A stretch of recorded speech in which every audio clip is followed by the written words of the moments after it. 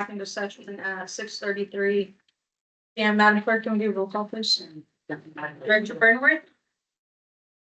Director Goodstep. Director Garcia. Here. Director Proctor. Here. Director Berker. Here. Director Bizet. Here. And Director Eaton. Here. Thank you. Do we have anything to report at closed session? Yes, ma'am. With respect to item C on the agenda, for closed session, the Bucio government claim, the board took the following reportable action. A motion was made by Director Proctor to reject the Bucio government claim. The motion was seconded by Director Valdez and the vote was unanimous. That's the only reportable action taken in closed session. Thank you. Can we all please stand for the pledge of allegiance? Ready, begin.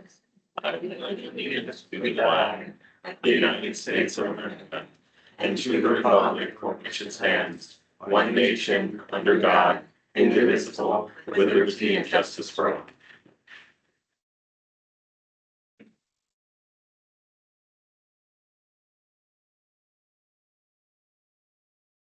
Now we'll move on to item 5, consider approval of the agenda. In the case of an emergency, items may be added to the agenda by a majority vote of the board of directors. An emergency is defined as a work stoppage, a crippling disaster, or other activity that severely imperils public health, safety, or both.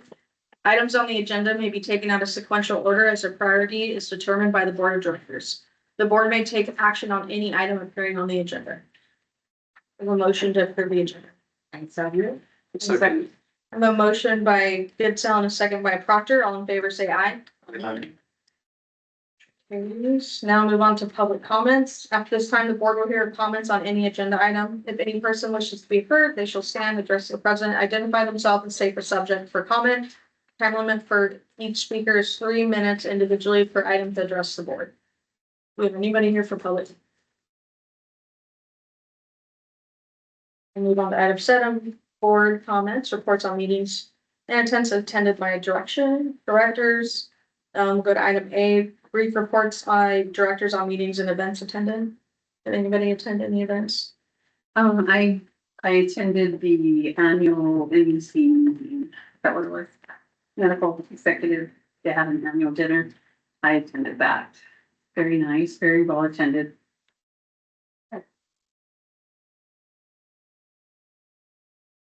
Alrighty, and we'll go to item B. I don't think we have any scheduled for upcoming board meetings or events. No, the next board meeting is January 22nd. And then at that meeting, we will present the board authorized a calendar through the end of January. So at the January 22nd meeting, we'll bring the calendar for regular board meetings for 2026 for approval. Okay. A report by merger strategic planning ad hoc committee. No substantive report that's different from last meeting. The ad hoc committee has been meeting weekly to discuss progress of the merger. And, we're continuing to work with all parties towards closing. But it's looking very promising that the merger will close at some point in the next probably month or two. We'll go to item D, finance committee update. Yes, our finance committee met December 22nd, and our next meeting will be January 19th at 10 a.m. We changed that from our regularly scheduled time and date because of the way the Thursdays fell on this particular month, on the calendar month. And so at that meeting, we went ahead and reviewed and approved for recommendation to our board the 2 consent items that you'll see in our consent agenda, as well as action items F, G, and H.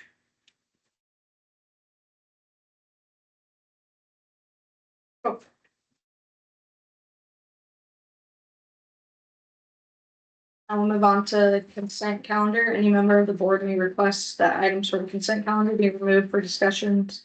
Items so removed shall be acted upon separately immediately following the approval of the meeting on the consent calendar. Do I have a motion? Approved. I so move that we approve the consent calendar. I'll second. I have a motion by Berger and a second by Garcia. All in favor, say aye. Aye. Any opposed? Any abstentions? Carries. Move on to item 9, item discussion and board action. Move on to item A, election of board officers, IVHD bylaws, Article 4, Section 2. Yes, I will take that item as chair. The bylaws of IVHD, and there's a excerpt. Find it right now. Attached to the agenda packet, that summarizes the section of the bylaws that provide for annual elections of the officer positions, in January of each year. So the items that are, the positions that are, up for a vote, if you'd like to vote on them, are board chair, vice chair, treasurer, and secretary. If you don't take action, the folks that are currently in those positions continue to be in those positions until their successor is appointed. But the bylaws do call for annual appointments. So,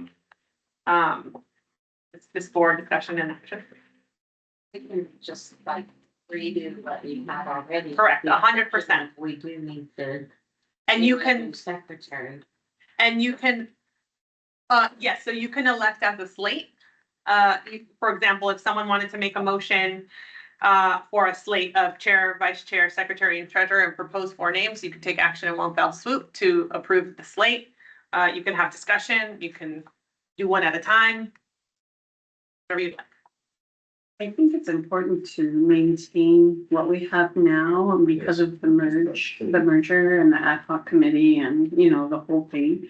So that's how I feel. I'm not real sure. I mean, we do need unfortunately, we do need a new secretary, but other than that, I think we should rename.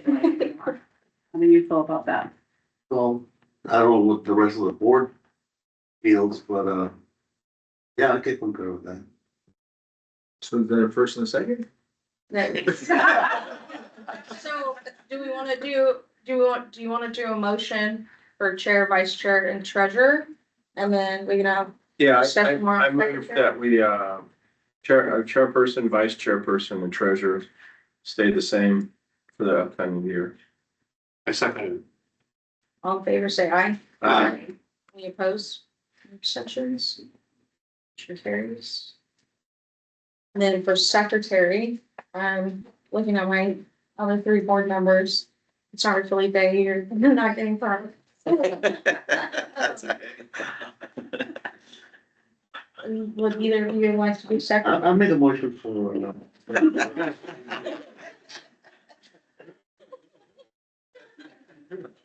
There, again. I'll second. I get, yeah, sure. Okay, I'll second.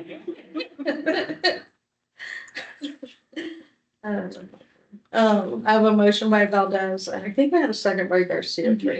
All in favor, say aye. Aye. Any opposed? Any abstention? Motion carries. Congratulations. Thank you, Mr. Proctor.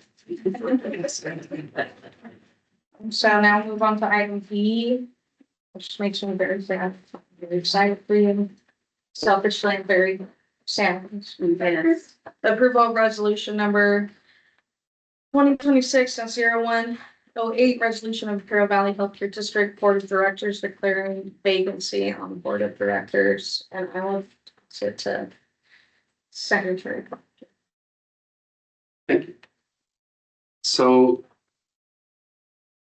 this is probably the only board I've ever been on other than other boards in my past life, which are very different. They run very different than law enforcement. And I can tell you with all honesty that it's so different, but you learn so much because it's a little bit different. And then being in healthcare, I learned it's even more of a challenge. But I think about the training that we had from Bill, Mr. Bill, and every time I would hear him talk, when he talked about effective boards, I'm thinking, man, this is what we have. And so what's the problem for me is that if I am ever on another board in the future, I'm going to be spoiled. But also the fact that we have a phenomenal attorney and Adrienne has kept us above above water when we're drowning, and to me, I'm grateful for that too, because you're able to shepherd us and along with Chris and Pablo and keep us moving in the right direction. With one goal, and that goal has always been to provide the highest and that level of healthcare to this county and everybody. But even Pablo and Chris couldn't have done it without the first line staff and his C-suite. And I always think about the C-suite for you because I'm like, well, actually, really, he does have the C-suite because it's Chris, Carly, and Carol. Right. I know that we had some challenges at the beginning. A lot of those challenges came from the north end, but you know what? To me, I equate them as like Raider fans. I mean, I'm a Charger fan. But one thing about the Raider fans is that they're very loyal to their team, no matter what, and you have to give them respect. And I feel the same way about those people that maybe didn't trust us at the beginning, that because maybe they're a little apprehensive of what was going to happen, and it was fear, but it's warranted. But I think over time, they were able to see that us working as a strong board, we overcame all those challenges and all the legal challenges. And now I think there's a certain level of comfort that they enjoy, that we are moving forward and we're accomplishing those mandates. And then all the other things that we've promised and we've delivered. And although we may not be the smartest people, you know, in the county, we sure got a lot of stuff done. Yep. But again, we couldn't have done it with everybody's participation, including the people that challenged us at some of the meetings. But we welcome them because that made us think outside the box and then ask these questions. Sometimes ignorance is bliss. You ask these questions because you just don't know, and then you start learning and then asking more questions. So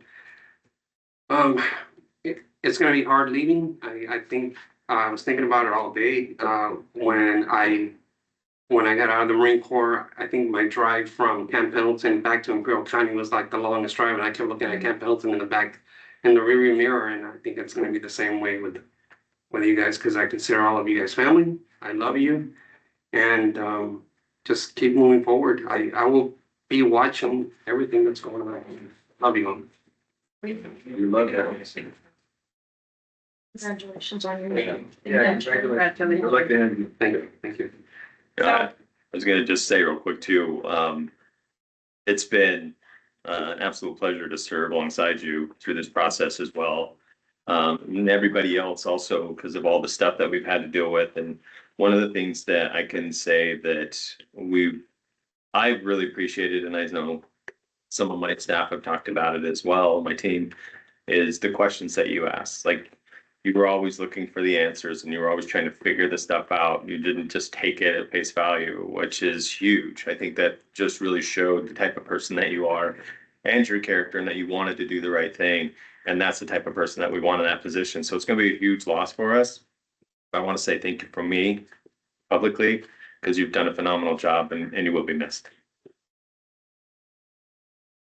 And the other two people in the room that do a lot of work for us, which is Mr. Weepkin, Brenda. Man, Brenda, you have a lot of work that you've been doing for us.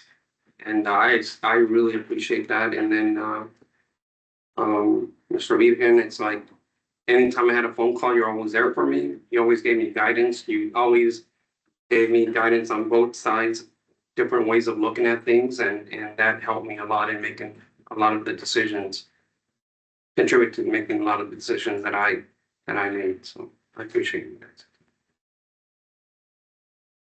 So procedurally, sadly, we got notice of Mr. Proctor's plans to make this his last board meeting. So we prepared the resolution so that the board can act quickly if it wanted to on an appointment.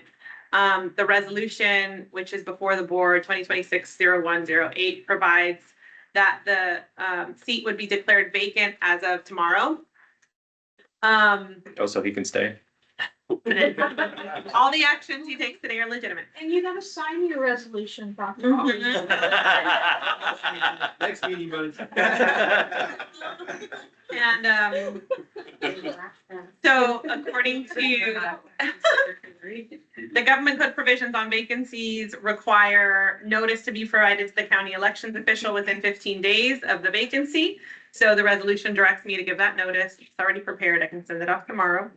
And then we have to make sure the notice of vacancy is posted in 3 or more conspicuous places at least 15 days before you make an appointment.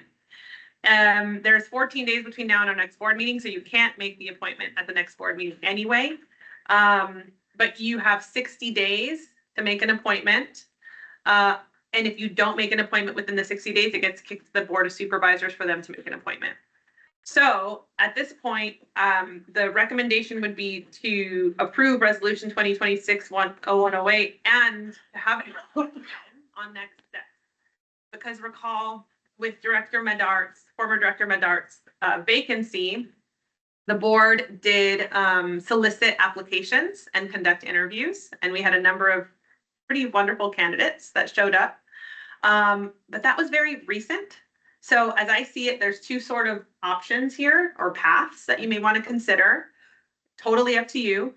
You can direct us to solicit applications again, and that would just be a duplication of what we did last time.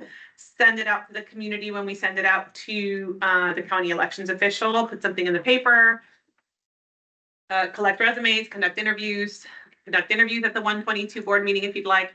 But since the last round of applicants happened so recently, I decided that after consultation with the board chair and vice chair to reach out to those candidates to see if they were still interested.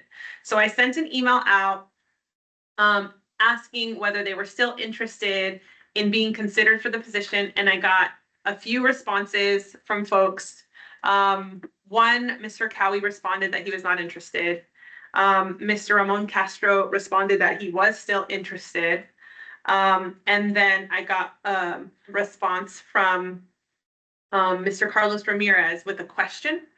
And the question is, I didn't respond to him because I didn't want to speak for the board. But he requested at the point of clarification whether the board was interested in nurses or physicians for the board appointment, because I think he recalled that at the last sort of session, one of the discussion points was, well, concerns relating to past governance experiences and having nurses or physicians appointed to the board. So he's kind of just saying, if I throw my hat back in the ring, is it worth it? Or is the board still inclined to not, to consider someone else over a nurse or a physician? So I don't, know what the answer is there, but the rest of the candidates didn't respond. So, I could reach out again if you want me to. That's only one candidate of the 1, 2, 3, 4, 5, 6, 7 that remains interested. Do you want me to bring Mr. Castro's, I have his resume right here. Do you want me to circulate it to the board or bring him, request that he come to the meeting on 122 to revisit a potential application? And, we can attach his, or we can give the board his resume as a reminder, of what his background is and his letter of interest. How would you like us to move forward? Are we going to make a decision today or? No, next no, meeting? you can't make a decision for at least 15 Oh, days. 15 days. So no matter what, you can't make a decision today and you can't make a decision on January 22nd. So the soonest you could do it would be at a special meeting following the 22nd or at the first regular board meeting in February. So, there's no rush. You have 60 days. Just a matter of the first meeting and.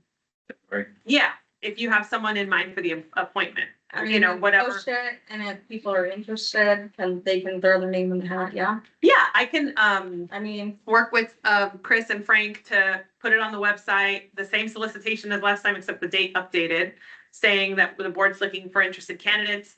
I think the solicitation last time stated a preference for the Quechan tribe folks, which we would probably eliminate. The one thing that's different from the last vacancy appointment is Mr. Proctor's seat was up this November anyway. So the resolution as it's attached, well, it's the appointment resolution, but the vacancy resolution says that let's see. The person appointed to fill a vacancy shall hold the office for the unexpired balance of the term, which is until Mr. Proctor's successor is elected and takes office as a result of the general election occurring November of 26, consistent with your resolution on elections, on appointing folks. So that's a little bit cleaner because Mr. Medart wasn't up until 28. So his seat, because of the government code laws or the election laws, his seat is up for election this fall. So those will be 2 of the vacancies up this fall. Both of those seats, but one would have been up anyway. Mr. Proctor's seat would have been up anyway. I don't want to sit through interviews again. Who were the 2 that responded again? So Mr. Ramon Castro, business owner, veteran, public servant, former mayor of Raleigh, and I can forward his CV. He's the owner operator of a company, an electrical contracting company, and has experiences on the city council of Raleigh, and then just work experience as the owner of a company. And he was a district director for Eastern Riverside and Imperial County. He's been an organizer for the Journeyman Electricians. He's a former Marine. Has a really good community engagement. And I recall, I think, and then the other one who expressed, I would call it tentative interest, is Carlos Ramirez, and he's the one who he's a nurse. Either a nurse or a nurse practitioner. You're a nurse. Yeah, he's a registered nurse. I thought Ramon was a very strong candidate, and I think I know enough about him to be very comfortable with him in that regard. So I think he'd be definitely a strong, and a good addition to our, and if I'm not mistaken, somebody also kind of spoke out to Ramon, up for Ramon or what have you, in that meeting as well. Yeah. So what I can do, if this is the direction of the board, Yeah. is send the, subject to approval of the resolution, send the notice of vacancy to the county elections official, get that notice posted as required by law, add a solicitation to the website.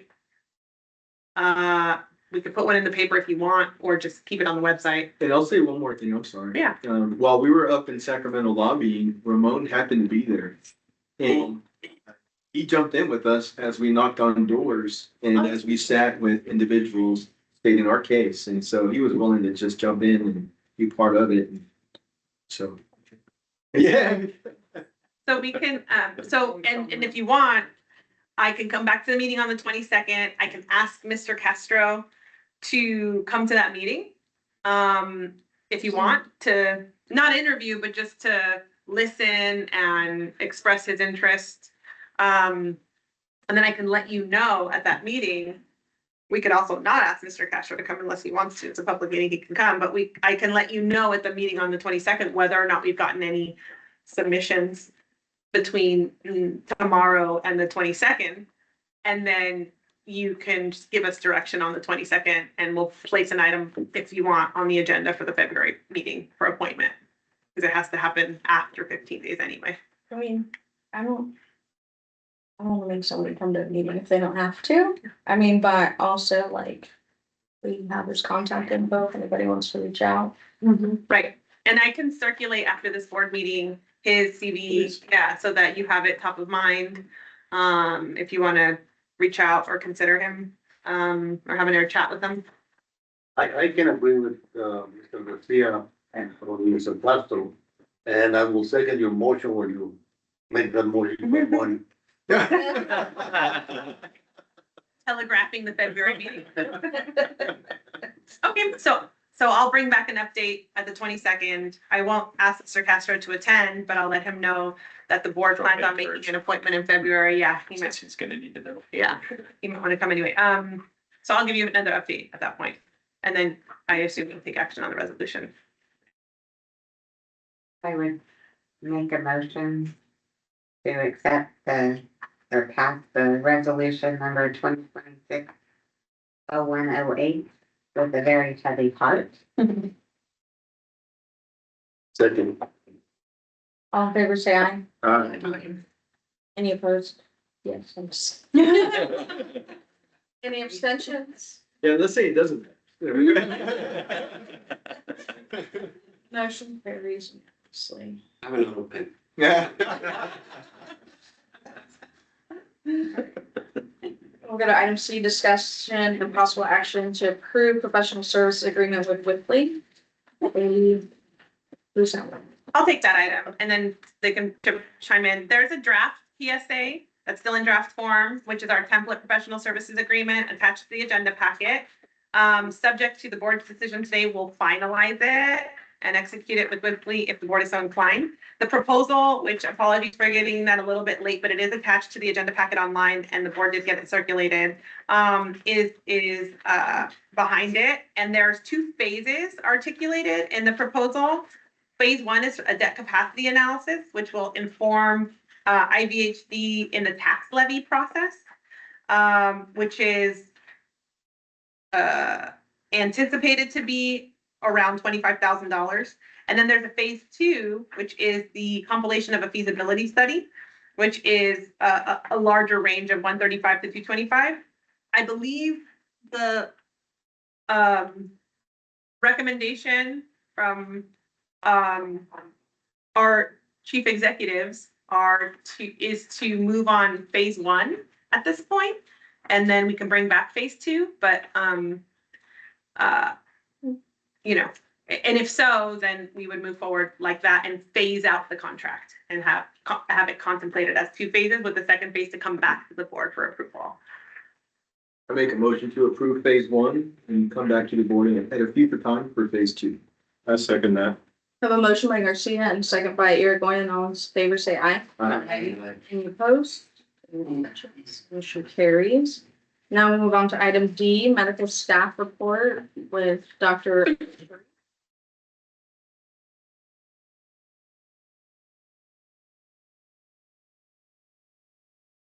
You're up, Dr. Altree. That'll be the AA.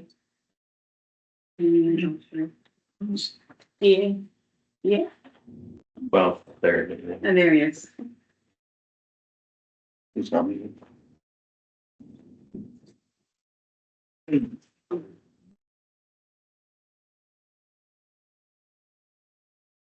So I do know that they had a bylaws committee meeting tonight, and that's why he couldn't attend in person, so he asked to attend over. I'm sorry, I'm there. Just trying. Do you hear me? Yes, thank you.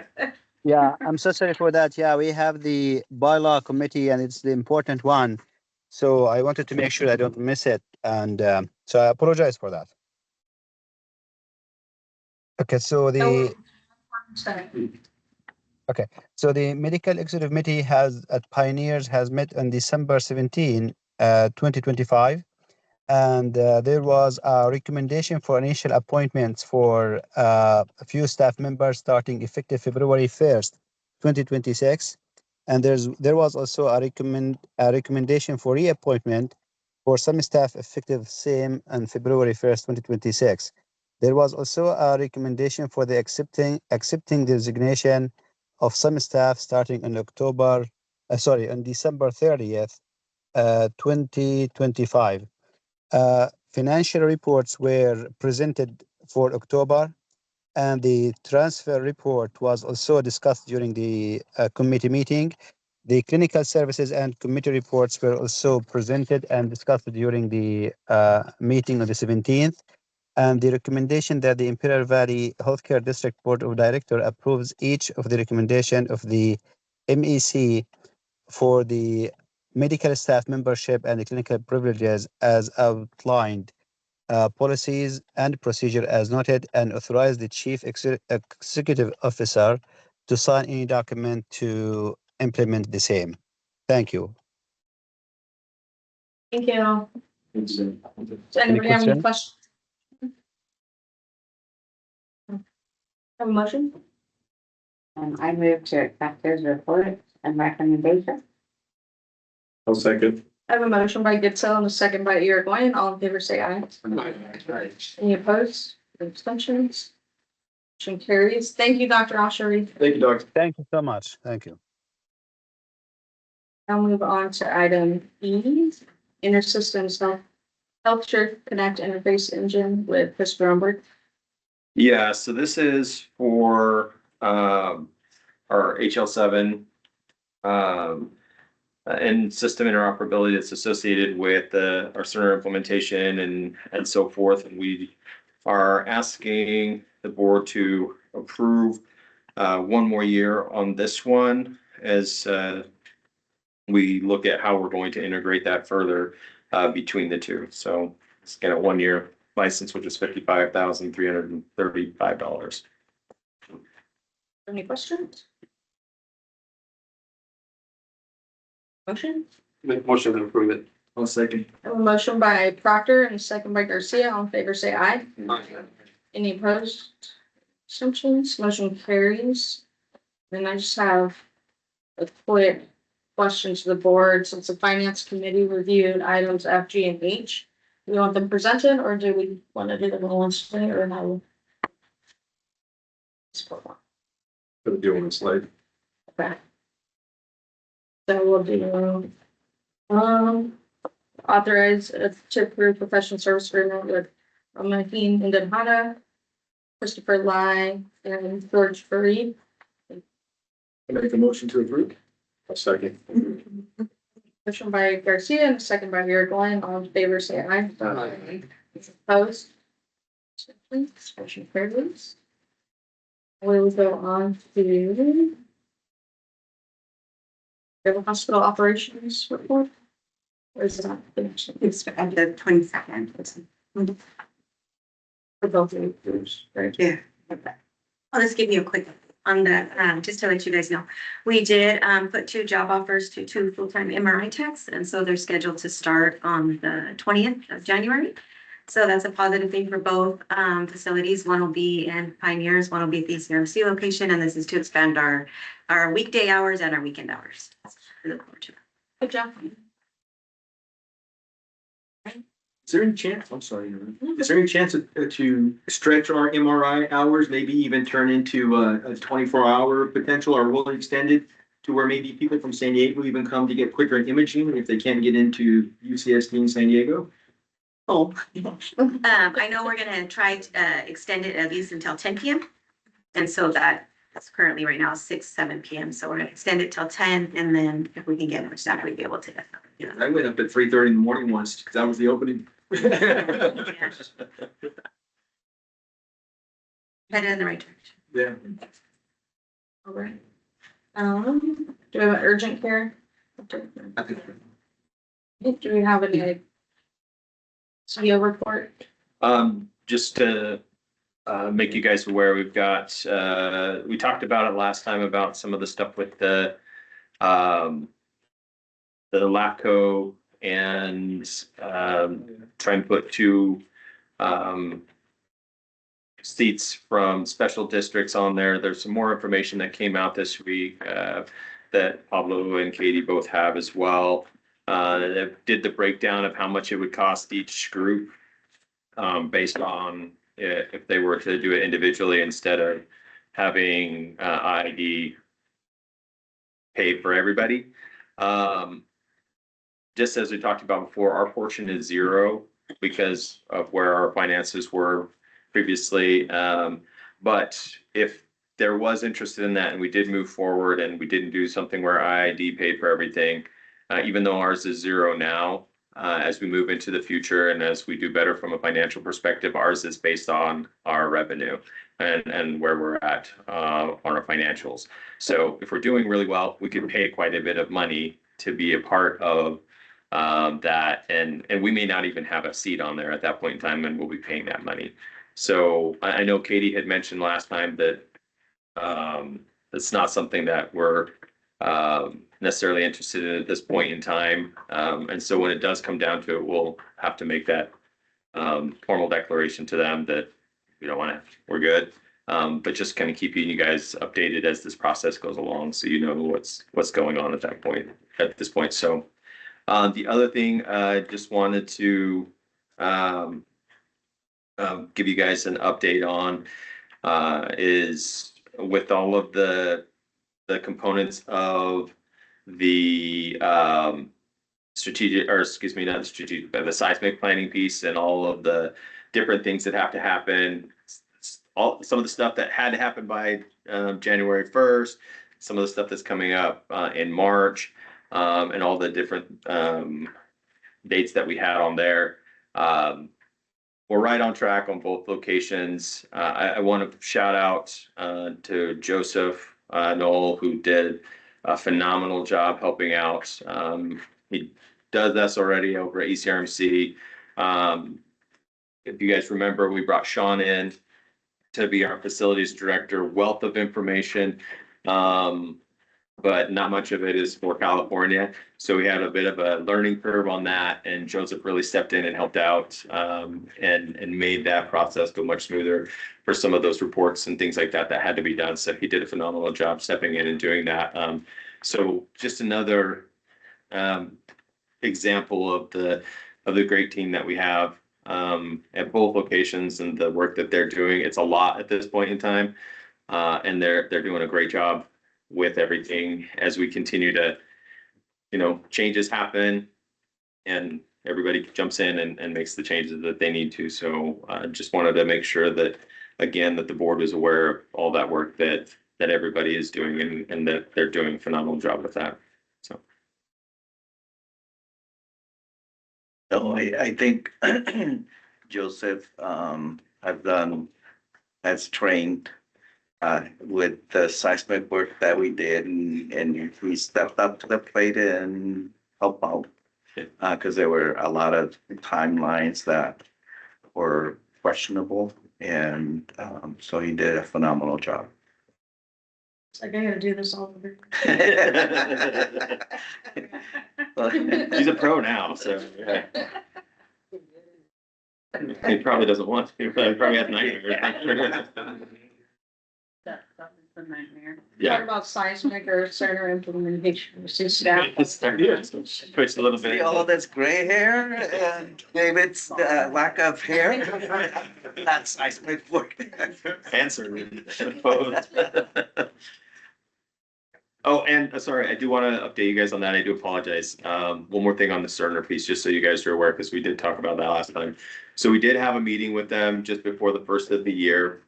We have given them the data needed for a unified BAA business associate agreement. So it'll be for both groups at that point in time. They're in the process of putting together the proposal for the contract. That will be a unified contract, so we'll have one contract instead of the two that we have now. The plan for that is the 30th of January, that they will have that in a form that we can review and make sure, like we'll be going through the process between now and then, but the goal is on the 30th that they would have it to be able to, make those final little changes on it so that it'll be ready for that for first board meeting in February for you guys to approve. And so more to come on that, but that'll be something that you'll see forthcoming, and that'll also set for us some of the timelines associated with what it will be and how long it will take for them to bring the two together. It'll also tell us the price that'll be associated with that as well, a more definitive. Did they give you a timeline on something? Are you going to be running the program side by side? So Yes. there's no money? Yep. So you bill? Yeah, and currently right now ECRC will do the same thing that PMH did, where they'll be able to bill under, like, they're working with Noridian to make sure they can bill under the old number until the kickover happens. And then when that happens, there'll be a small window there where it'll be a little bit of a lag, but it won't be what it is, like if we start now. All right. Thank you.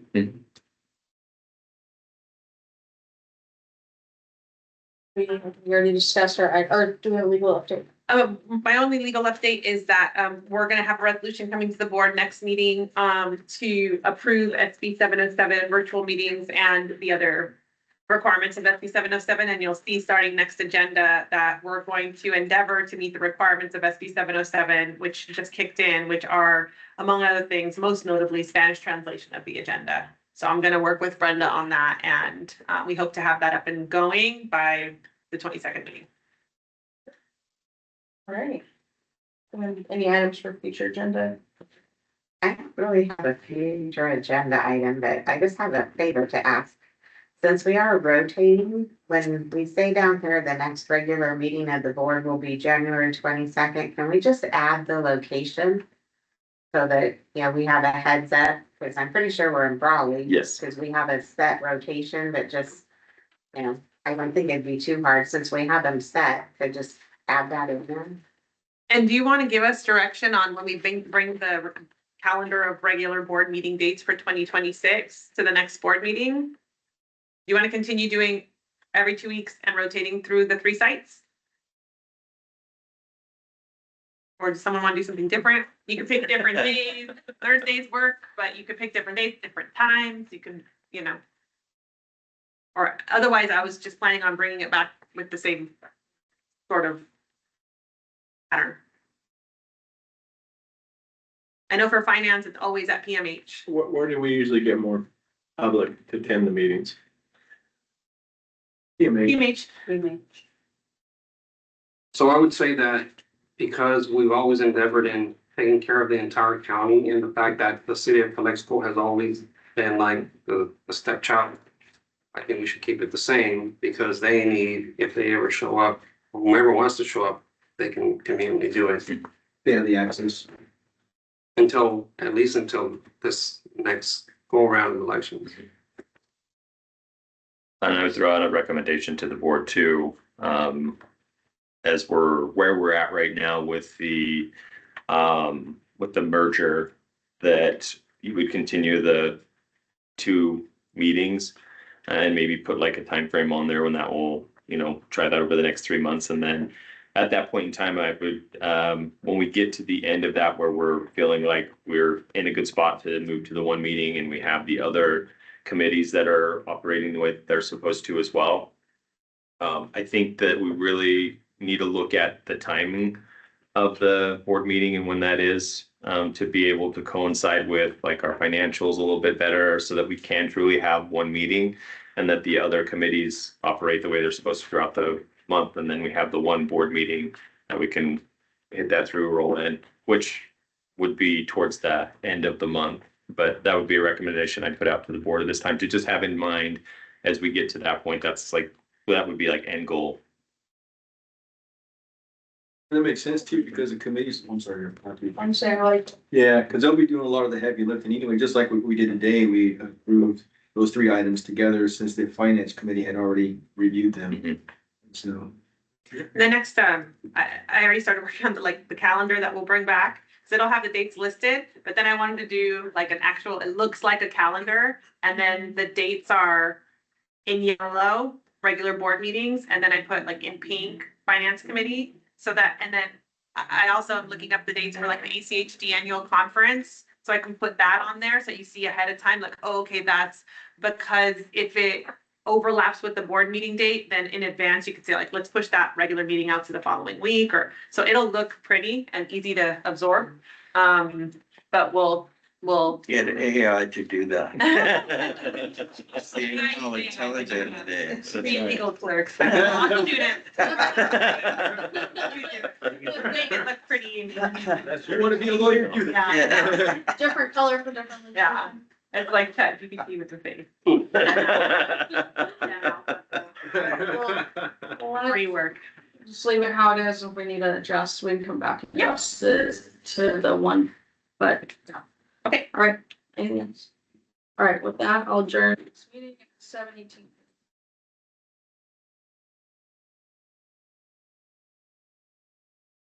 And now.